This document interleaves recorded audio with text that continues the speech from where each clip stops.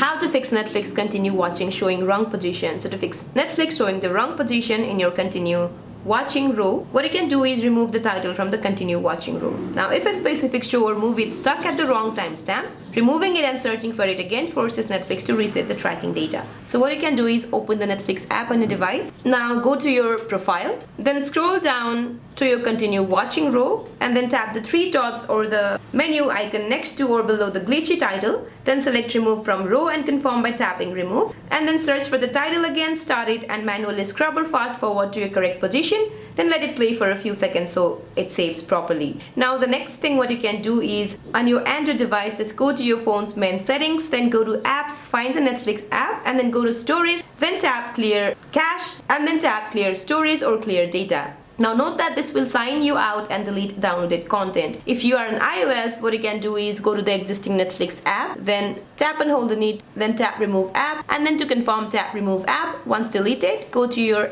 Apple App Store, find the Netflix app and then re-download it from there. So that's it for this video guys. I hope this video is helpful. Please don't forget to like and subscribe. See you in my next video.